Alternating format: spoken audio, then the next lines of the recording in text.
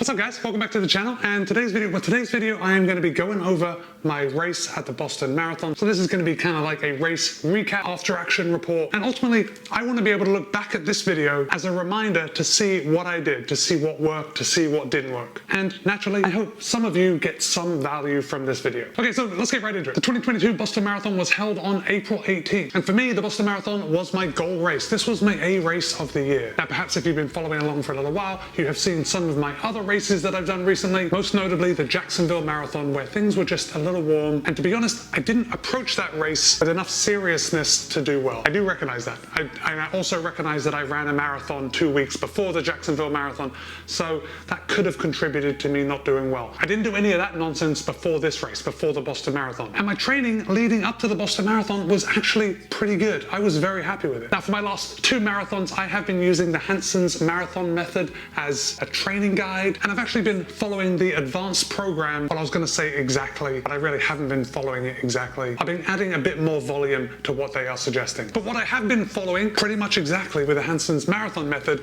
is their work, and that is the intervals and the tempo runs. And I got to tell you, it gets pretty heavy. You know what? This is banging against the desk. Let me just hang this up here for now. There we go. Keep it in the shot. So the Hanson's marathon method has you doing interval workouts on Tuesday and tempo workouts on Thursday, and it builds up to some pretty heavy work, ultimately culminating in several 10-mile tempo runs. And I did find myself towards the end of this training block for this marathon feeling fatigued. I was feeling that cumulative fatigue, which we do want. That is actually what we're working towards. We want to have that cumulative fatigue, so when it comes time to taper, we can let all that hard work kind of soak into our muscles. You know what I'm saying? And I gotta say, it worked pretty well, and I was feeling very confident going into the Boston Marathon. Now, a couple of days before the Boston Marathon, I did post a video about marathon predictors, and this was also for my benefit, although I wanted to share it with you guys, basically so you could be introduced to some marathon calculators that you might not have known about, and also I wanted to show the spread, the differences in times that some marathon pace calculators actually put out. So in a nutshell, I had a spread of about 305 for one of them, all the way up to 314 at the other end. And because I know that most marathon pace calculators are basing their predictions on a flat course, and Boston is not flat, I made my goal 310 for the Boston Marathon. And I was pretty happy with that goal. I didn't feel like I was totally sandbagging it by putting out there a 310. I was well aware of my training, and I had run 6 Boston Marathons prior to that, so I was well acquainted with the course, and I knew how difficult the Newton Hills can be. And if this is the first time you're hearing about the Boston Marathon is a net downhill course. The first 10K of the race are very downhill, then it's kind of rolling hills. Then you reach mile 16 in Newton, and that's when the Newton Hills start. They go all the way to mile 21, and then you basically have a downhill all the way to the finish, although there are a couple of rolling hills along the way. The challenge with Boston is the placement of the hills. So with my past experience at Boston, I know that sometimes I've been able to charge the hills, sometimes the hills are able to charge me, and they really get the best of me. So all that to say that 310 being my goal, I felt pretty good about. I still maintain with zero evidence that I think on the right day, on the right course, with the right weather conditions, at 44 years old, I think I'm capable of running a 3-hour marathon. I don't know if I ever will get that chance again, if all the stars align, but I felt like with the training I put into this race, that perhaps on a flat course, maybe a downhill course, that 3 hours would have been within my grasp. But that's neither here nor there, that's just me wishing. Okay, so my training was all lined up for the Boston Marathon. I went into it feeling good. Now, many of you know that I also have a Peloton, and I generally ride the Peloton every day. On an average week, I usually do weight workouts 3 to 4 times a week. And I think this part really shows my commitment to running the Boston Marathon, because I cut out all weights the week before the Boston Marathon, and I didn't do anything on the Peloton in 2 weeks leading up to the race. So once I got into the taper, I was focused on that taper. I didn't want to have any confounding variables should things not go my way on race day. And it was a bit tricky. There were some days that I really wanted to get on the bike and just spin my legs easy, but I didn't. I knew that I had put in the work in order to run the best marathon that I was capable of on the day. I wasn't going to ruin it by doing something silly like riding my bike or giving myself sore muscles because I wanted to squeeze in one more weight workout. So all that to say that I took the taper very seriously on this race, and turns out it worked out pretty well for me. How many of you know that the taper it's a very difficult time in a runner's life, because you're lowering the volume, you're keeping the intensity, and you think your legs should be feeling pretty good, but they never do. At least they don't start to feel good cleared until very close to race day. So now we're getting a little closer to race day. One way that I deviated from the Hanson's marathon method was to take an extra day off in the final week before the Boston Marathon. So the Boston Marathon is held on Monday, Marathon Monday. I took the Friday and Saturday off from running. And then the day before the race, I went out for 4 miles, very easy. That was my shakeout run. That was just to get those legs turning over. I did my shakeout run in quite a hilly area, so I was able to get those legs turning over really quick, running downhill, and then I was able to get my heart rate a bit jacked going uphill. And consequently, those 2 days off that I took, the 3 and 4 days before the marathon, that's actually a throwback to the Hal Higdon marathon plans that I did way back in the day. But what I took from those Hal Higdon plans when I used those to train was that taking off the 3rd and 2nd day before the marathon works really well for me. I kind of thrive on that extra rest. And that's what I did this time. And it turned out it worked pretty well. Okay, so race morning I woke up and I slept okay. I didn't sleep fantastic, which is not gonna come as a surprise to many of you. You know, when we've got a big race coming up, it's a little nerve-wracking. It's tough to get to sleep. But I felt like I got enough sleep. That wasn't a concern. But of course, we all know that studies have shown that the night before the marathon doesn't actually contribute to whether or not you do well in the marathon. It's the nights before the night before. So I woke up, had a cup of coffee, had a couple bananas with some peanut butter on. That's kind of my go-to pre-race breakfast. And I packed 3 Spring Energy Awesome Sauce gels. Now each one of those gels is 180 calories, 45 grams of carbohydrates. I have trained with those, I have raced with those in the past, I know that they work for me. I was pretty confident in taking those gels on this race. And of course I was going to supplement with Gatorade and water along the course. Now the Boston Marathon course, they have water stops every 2 miles or so, but honestly it seems a lot more than that. It seems like you are constantly running through water stops, which actually is a really good thing. So there were certainly times when I didn't take water because I knew that the next one was just going to be a couple miles away. But I think I'm getting ahead of myself. So the weather at the start of the race was in the high 40s and it was beautiful blue sky. But hold on, let me back it up just a little bit more. So most people that run the Boston Marathon, they get on the bus in downtown Boston and they are bussed out to the start in Hopkinton. Now because my mum lives up in Massachusetts, I usually stay with her and then she will drive me to the start in Hopkinton. Now where we get dropped off in Hopkinton, you then get on a bus and you go for a very short bus ride to downtown Hopkinton where you get off, you go to Athletes Village, you hang out, go to the loo, have something to drink. But in a nutshell, my bus got lost on the way to downtown Hopkinton. Now you think this might have been incredibly stressful, but actually the last time I ran the Boston Marathon in 2019, the bus driver also got lost. So this wasn't a new thing. And I had my phone, and with a phone comes GPS. So I was able to direct the bus driver to the correct location, and me and my other bus mates, we got there in plenty of time. But here's the thing, because we got lost, we came into Hopkinton from a different direction, so we were not dropped off at Athletes Village. We were dropped off at the CVS, which if you run the Boston Marathon, you know that you walk past it on the way to the start line where all the extra loos are. So I actually hung out there for the hour before the race. That wasn't really a big deal. Not really as stressful as it sounds. So as I said, temperatures are in the high 40s, beautiful sunny skies, and I knew it was gonna be a good day. For me, living down here in Florida, the temperatures were pretty ideal, I gotta say. Now, as far as tracking my run of the Boston Marathon, I was using 2 watches. I was using the new Polar Pacer Pro and the Chorus Pace 2. I was also wearing the Polar H10 heart rate monitor just so I get a heart rate reading with no peaks or valleys. I didn't want anything being ruined in my data collection. And the biggest thing, the biggest change that I made for this year's running of the Boston Marathon was that I was primarily going to train by power. So usually we would run by pace, perhaps we would run by heart rate or effort. I was gonna run by power. And to run by power, I was measuring my power output with the Stride foot pod. Now this was on my left foot of my Nike Next Percent 2s. Now the observant of you are thinking to yourself, Matt, both the Polar Pacer Pro and the Chorus Pace 2 measures power. Why did you have the Stride foot pod on your foot? Well, yes, it's true that both those watches do measure power. However, with great power comes great responsibility. And the responsibility to interpret that power is paramount. Stride interprets the power data better than anyone out there. Plus, I have been training with Stride for quite a while, so I was pretty confident in what it does. This little egg is on my shoes for every single run, so it knows me pretty much better than anyone. So based on my power data leading up to the Boston Marathon and my whole training, Stride suggested that I run with a power of 322 watts. Now, if this is the first time you're hearing about power and then you go out and you buy a Stride foot pod, everyone is going to be different. I don't want you to think that, oh, Matt was running with a power of 322 watts, so I should be right around that. No, everybody's different. Stride knows this. If you wear a Stride foot pod, they will interpret it for for you. And basically, the 322 watts that Stryd was suggesting that I make my power output was 90% of my critical power. And critical power is another metric that Stryd figures out after you log enough runs. So I had these numbers that I was going to be following on my run, but luckily my friend Judson reached out to me, who has been running with Stryd for a lot longer than I have,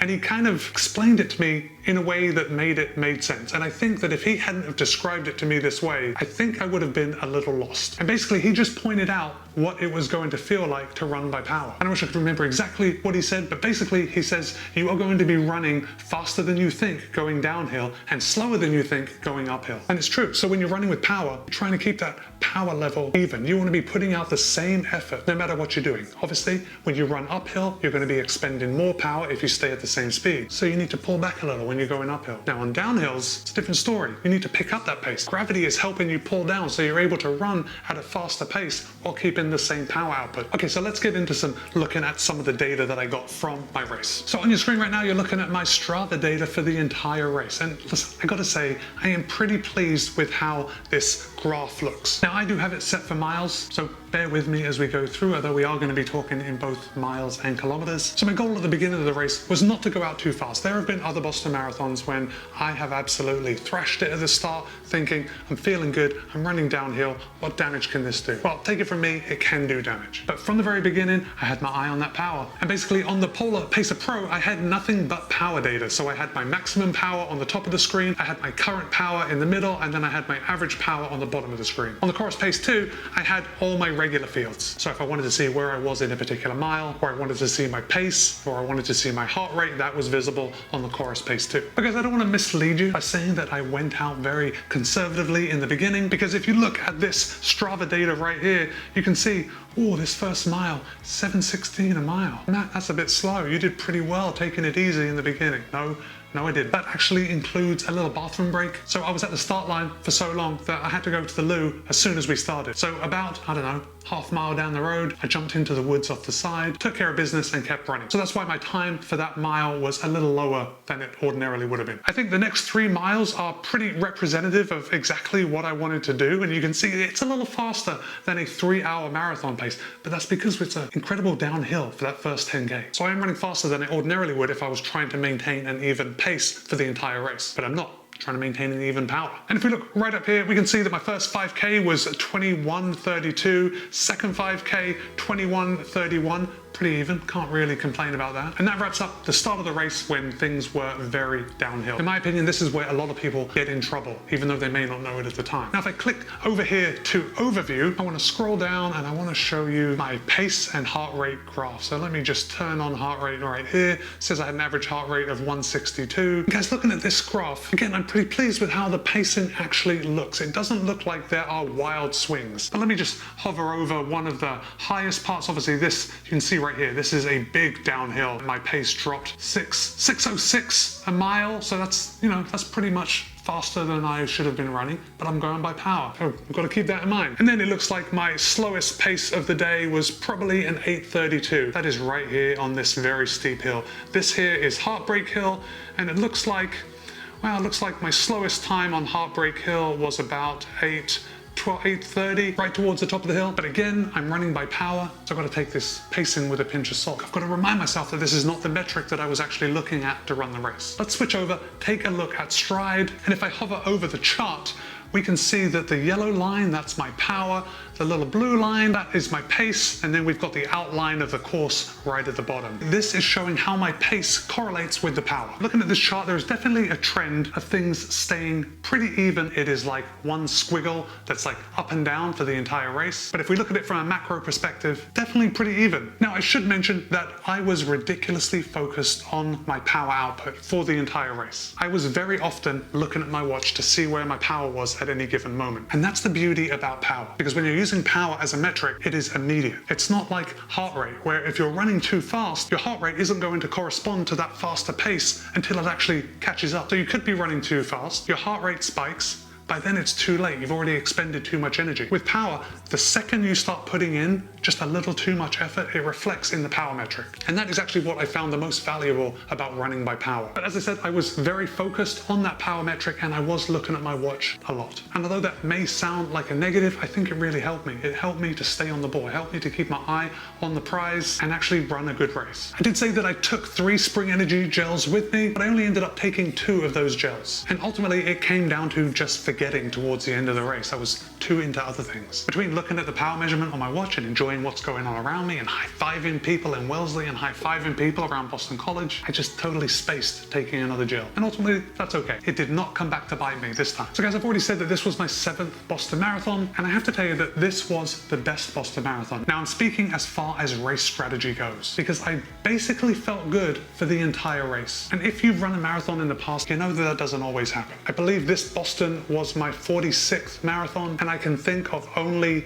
a couple where I have enjoyed every moment of the race. Now that's not to say that things didn't get hard. I had a couple of low points. I had a couple of points where my legs were getting heavy and I started to question, oh, you know, this is starting to hurt. But that's why we practice our mental game when we're running, because I was able to tune into how I was feeling and realize that what I was feeling wasn't something that was going to slow me down. It wasn't going to hold me back. My mind playing tricks on me. Because I was running at an even effort, because that effort had been set out for me before I started the race, I was able to focus on that. I was able to trust in that. I know that if I just kept to that power output, I would be okay. And the part that I was most happy about was when I got to the top of Heartbreak Hill. That was Heartbreak Hill.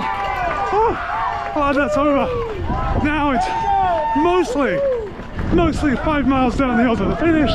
Let's go back to the graph for just a sec. Heartbreak Hill is right here. Yes, it's pretty steep, but we know that there is a nice downhill. These are the little rolling hills that I was talking about on the way down. It's not downhill all the way, but it's more downhill than what you've just been through in the past 5 miles. And when I reached the top of Heartbreak Hill, it was quite surprising how good I was feeling. And I knew that with those downhill miles ahead of me, if I could maintain the right power output, I was going to be able to run a lot faster than I had been running, and I was going to be able to make up some time. A marathon isn't easy. I don't know if anyone ever mentioned this to you, but a marathon isn't easy. And by the time I was getting towards those last miles of the race, I was having a very difficult time to hold on to my recommended 322 watts power output. But what else can we do at this stage of the game other than to do what we can do? And no one can ask any more than that. So ultimately, I ran as fast as I could from the top of Heartbreak Hill all the way to the finish, while still keeping an eye on that power output, because there were times that I would creep over it, like on the uphills. But on the downhills, I was just trying very close to stay close to it. Let's take a look. Let's take a look at this power output, and we can see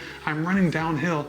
See how steep this downhill is? And I'm only at 300, 291, 294. I'm not making it to 322. Now, perhaps at this stage of the game, my legs are still pretty tired from going uphill, so perhaps that is a little excuse. Then we can see some little jumps in power. It goes up to 324, and that is also a little uphill. That explains why that power jumps at that point, because I was running a little too hard going uphill, not hard enough going downhill. Still, as I said, I was doing all I could. Then as we get towards the end of the race, it actually increases a little bit. It's very difficult to tell right here, but if I roll this along, we can see my power output getting gradually higher. So let's look at this downhill section right here. Well, not that much higher. Going downhill, I'm right around the 300 watt mark. Then there's a little uphill, and I start stepping into my ideal wattage. Then clearly I start getting motivated towards the end, because it's getting pretty flat around here. We're right around the Sitco sign. This is the point that I kind of dropped the hammer.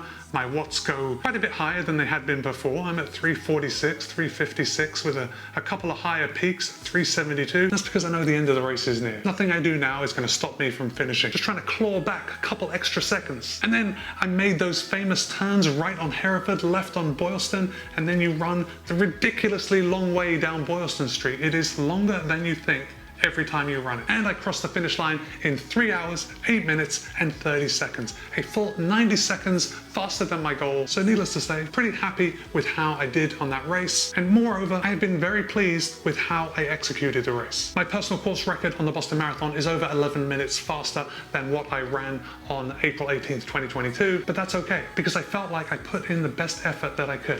For once, I actually felt like I ran a good race. And that is what I am choosing to take away. I did did beat my A goal, so that is also a pretty good takeaway. But how I approached the race, I feel like I approached it in a controlled and analytical way. I was pretty happy with it. Guys, I know this video has dragged on just a little bit, but thanks for watching. Thanks for staying all the way to the end of the video. If you ran the Boston Marathon with me on April 18th, 2022, let me know about your thoughts on the race. How did you execute your race? Did it go as planned? If you have a marathon coming up later in the year, let me know what that is. Let me know about your goals, how you want to strategize, and generally, you know, what your race strategy is going to be. All right, my friends, again, thanks for staying all the way to the end of the video. I appreciate your time. Be kind, be happy, run well. See you in a couple of days.